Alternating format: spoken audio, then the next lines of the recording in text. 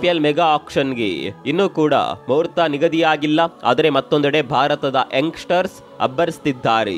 ನಾವಿದ್ದೀವಿ, ಸ್ವಲ್ಪ ನಮ್ ಕಡೆನೂ ನೋಡಿ ಅಂತ ಫ್ರಾಂಚೈಸಿಗಳಿಗೆ ನೆನಪು ಮಾಡ್ತಾ ಇದ್ದಾರೆ. ಆದ್ರೆ ಇವರ ಟ್ಯಾಲೆಂಟ್ಗೆ ತಕ್ಕಂತೆ ಮನ್ನಣೆ ಸಿಗುತ್ತಾ ಅನ್ನೋದೇ ಪ್ರಶ್ನೆ. ಹೌದು, ಐಪಿಎಲ್ ಸೀಸನ್ 18ರ ಆರಂಭಕ್ಕಿನ್ನು 7-8 ತಿಂಗಳು ಬಾಕಿ ಇದೆ. ಅದಕ್ಕೂ ಮುನ್ನ ಈ ವರ್ಷದ ಕೊನೆಯಲ್ಲಿ ಮೆಗಾ ಆಕ್ಷನ್ ನಡೆಯಲಿದೆ. ಇದಕ್ಕಾಗಿ ಎಲ್ಲಾ ತಂಡಗಳು ಭರ್ಜರಿ ಪ್ರಿಪರೇಷನ್ ನಡೆಸಿವೆ. ಯಾರನ್ನ ಉಳಿಸಿಕೊಳ್ಳೋದು, ಯಾರನ್ನ ಬಿಡೋದು ಅನ್ನುವ ಕನ್ಫ್ಯೂಷನ್ ನಲ್ಲಿವೆ. ಈ ನಡುವೆ ಮೆಗಾ ಆಕ್ಷನ್ಗೂ ಮುನ್ನ ಯಂಗ್ಸ್ಟರ್ಗಳ ಅಬ್ಬರ ಜೋರಾಗಿದೆ. ಸದ್ಯ ಭಾರತದ ಹಲವು ರಾಜ್ಯಗಳಲ್ಲಿ T20 ಲೀಗ್ಗಳು ನಡೀತಾ ಇದೆ. ಈ ಲೀಗ್ಗಳಲ್ಲಿ ಯಂಗ್ಸ್ಟರ್ಸ್ ಅಬ್ಬರಿಸುತ್ತಿದ್ದಾರೆ. ಈ ಮೂಲಕ ತಮ್ಮ ತಾಕತ್ತು ಸಾಬೀತುಪಡಿಸಿದ್ದಾರೆ.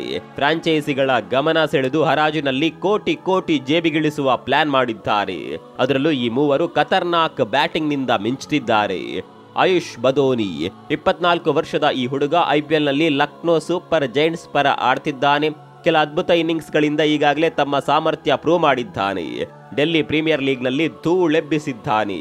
ಸೌತ್ ಡೆಲ್ಲಿ ಸೂಪರ್ ಸ್ಟಾರ್ಸ್ ತಂಡದ ಪರ ಆಡ್ತಿರುವ ಬದೋನಿ ನಾರ್ತ್ ಡೆಲ್ಲಿ ಸ್ಟ್ರೈಕರ್ಸ್ ವಿರುದ್ಧದ ಪಂದ್ಯದಲ್ಲಿ ಇತಿಹಾಸವನ್ನೇ ಸೃಷ್ಟಿಸಿದ್ದಾನೆ.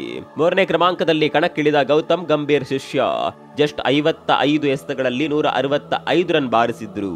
ಬದೋನಿಯ ಈ ಇನ್ನಿಂಗ್ಸ್ ನಲ್ಲಿ 19 ಭರ್ಜರಿ 6 ಗಳಿದ್ದವು. ಇದರೊಂದಿಗೆ T20 ಲೀಗ್ ಒಂದರ ಪಂದ್ಯದಲ್ಲಿ ಅತಿ ಹೆಚ್ಚು 6 ಬಾರಿಸಿದ ದಾಖಲೆ ಬದೋನಿ ಪಾಲಾಯಿತು. ಅಲ್ಲದೆ ವಿಂಡೀಸ್ ದೈತ್ಯ ಯೂನಿವರ್ಸಲ್ ಬಾಸ್ ಕ್ರಿಸ್ ಗೇಲ್ ದಾಖಲೆ ಬ್ರೇಕ್ ಆಯಿತು.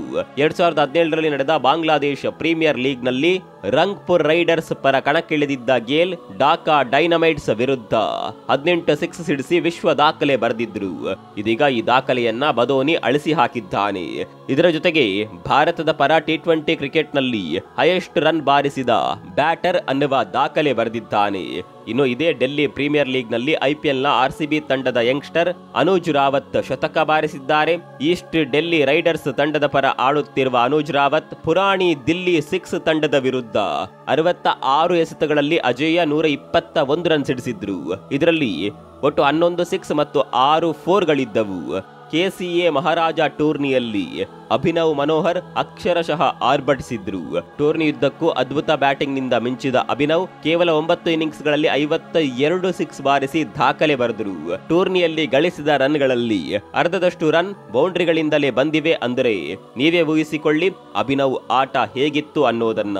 ಐಪಿಎಲ್ ನಲ್ಲಿ ಗುಜರಾತ್ ಟೈಟನ್ಸ್ ಪರ ಆಡುವ ಅಭಿನವ್ಗೆ ಹೇಳಿಕೊಳ್ಳುವ ಅವಕಾಶಗಳೇ ಸಿಕ್ತಿಲ್ಲ.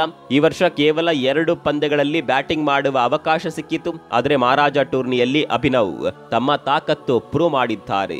ಇದರಿಂದ ಒಂದು ವೇಳೆ ಗುಜರಾತ್ ತಂಡದಿಂದ ಅಭಿನವ್ ರಿಲೀಸ್ ಆದರೆ ಮೆಗಾ ಆಕ್ಷನ್ ನಲ್ಲಿ ದೊಡ್ಡ ಮೊತ್ತಕ್ಕೆ ಸೇಲ್ ಆಗುವುದು ಪಕ್ಕಾ. ಇಲ್ಲಿವರೆಗೆ ಕೇವಲ ವಿದೇಶಿ ಆಟಗಾರರೇ ಹರಾಜು ಪ್ರಕ್ರಿಯೆಯಲ್ಲಿ ಶೈನ್ ಆಗ್ತಾ ಇದ್ರು. ಫ್ರಾಂಚೈಸಿಗಳು ಕೂಡ ವಿದೇಶಿಯರಿಗೆ ಹೆಚ್ಚು ಹಣ ಸುರಿತಾ ಇದ್ರು. ಆದ್ರೆ ಈ ಬಾರಿ ಆ ಲೆಕ್ಕಾಚಾರ ಉಲ್ಟಾ ಆಗುವ ಸಾಧ್ಯತೆ ಇದೆ. ಫ್ರಾಂಚೈಸಿಗಳು ನಮ್ಮ ದೇಶದ ಟ್ಯಾಲೆಂಟ್ ಗಳಿಗೆ ಮಣೆ ಹಾಕುವ ಸಾಧ್ಯತೆ ಇದೆ. ಒಟ್ಟಲ್ಲಿ ಮೆಗಾ ಆಕ್ಷನ್ಗೂ ಮೊದಲೇ ಭಾರತದ ಯಂಗ್ಸ್ಟರ್ಸ್ ಅಬ್ಬರಿಸುತ್ತಿದ್ದಾರೆ. ತಮ್ಮ ಆರ್ಭಟದ ಮೂಲಕ ಫ್ರಾಂಚೈಸಿಗಳಿಗೆ ದೊಡ್ಡದೊಂದು ಸಂದೇಶವನ್ನ ರವಾನೆ ಮಾಡ್ತಾ ಇದ್ದಾರೆ. ಇವರ ಈ ಪ್ರದರ್ಶನದಿಂದ ಯಾವ ರೀತಿಯ ಬೆಲೆ ಅವರಿಗೆ ಹುಟ್ಟಿಕೊಳ್ಳುತ್ತೆ ಅನ್ನೋದನ್ನ ಕಾದು ನೋಡಬೇಕು. ನಿಮ್ ಪ್ರಕಾರ ಯಾವ ಯಂಗ್ಸ್ಟರ್ ಐಪಿಎಲ್ ನಲ್ಲಿ ಅತಿ ಹೆಚ್ಚು ಬೆಲೆಗೆ ಸೇಲ್ ಆಗಬಹುದು? ಕಾಮೆಂಟ್ ಮಾಡಿ.